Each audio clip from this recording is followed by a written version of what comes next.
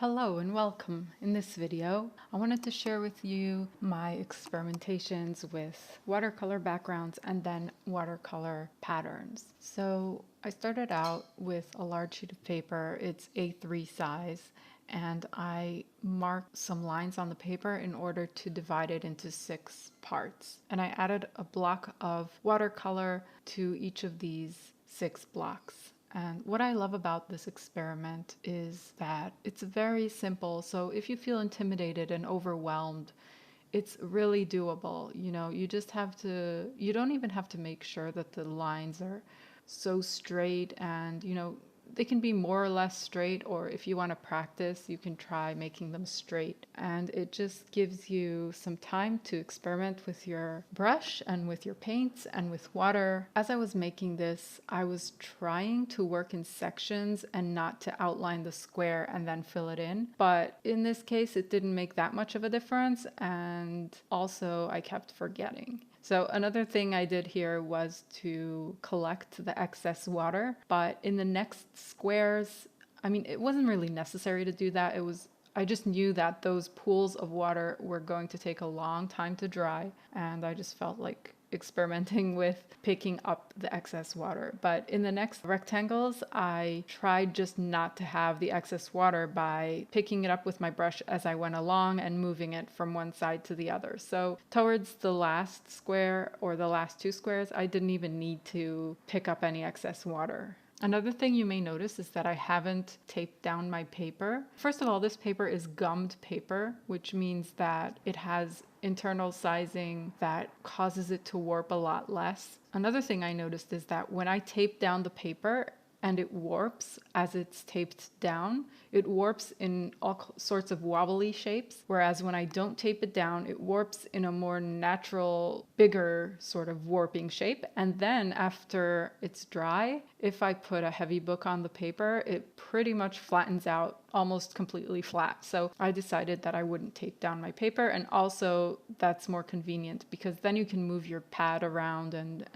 change the angle to make it easier for you to reach all sorts of areas. For filling in the large squares, I used a size 8 brush. I guess I could have used a size 10 or a variety of sizes. It was interesting to experiment with different sizes of brushes. So basically, the bigger the brush, the less precision you have with the teeny tiny details, and also the more water and paint that brush can hold. So it's kind of tedious to fill in a big area with a small brush. And you'll also probably get more streaks because the watercolor might dry as you're working, and the bigger brush allows you to work faster and be more efficient. So this kind of exercise is also a good exercise to try out different sizes of brushes and see which one you feel most comfortable with. After I finished the backgrounds, I decided I would draw some watercolor patterns on them. So rather than selecting my color palette that I would use for this particular pattern, I just used whatever watercolor I had in my palette. I just picked up whatever I had. I didn't even test it.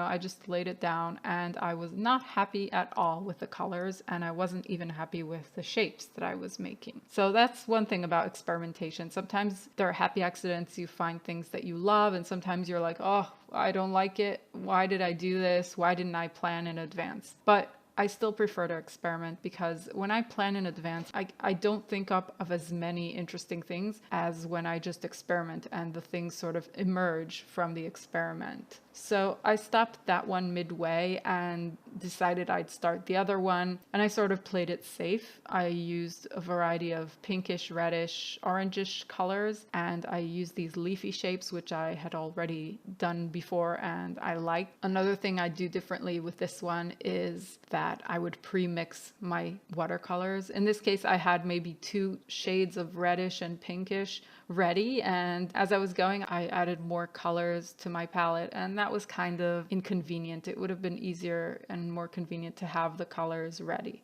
The thought of preparing and testing a color palette and choosing a color palette in advance sounded tedious to me and sounded like, oh, I don't want to do this. Let me just paint. So after this experiment, I was motivated to try next time to choose my colors in advance and have them ready and then just go for it with one pattern. I think there's a balance that I'd like to find between experimentation and a more calculated or prepared in advance sort of way of using colors and choosing a color palette. As I was working, I realized that having that first layer of watercolor sort of flattened the paper down. So I thought to myself, well, if I did the pattern directly on the white paper, it might feel different, it might look different. Yeah, I should try doing these without the background. I do think that the background is cool because I think it adds an extra dimension of color so that you're not always working on a white background. So having different colors in the background, I think it sort of takes your imagination to new places. And I knew as I was making these leafy shapes, I knew that I wanted to go back with a finer brush and draw some lines on the leaves, some tinier details. And as I was waiting for the leaves to dry, I started my next pattern. So although this video doesn't show you just one pattern start to finish, I thought I'd share it with you so that you'd see my process, at least in this case, not in all cases. I sort of made the scallops close together, but they're not touching. And if they were touching, then the colors would bleed from one to the other, which would have been a fun experiment. But in this one, I just decided I'd leave a very small gap between them. And that's also good for practicing precision with your paintbrush. Also, in the leaves, I mixed several shades of watercolor in the same leaf, whereas here I'm using just one solid color in each scallop. So it was just an experiment. There's no special reason why I would choose one over the other.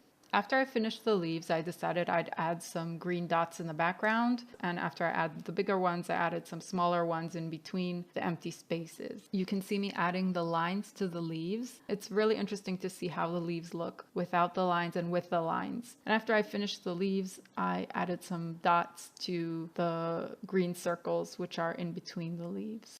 I hope you enjoyed this video. If you did, please leave a like. And if you haven't subscribed to my channel, you're very welcome to do so, and I will see you next time.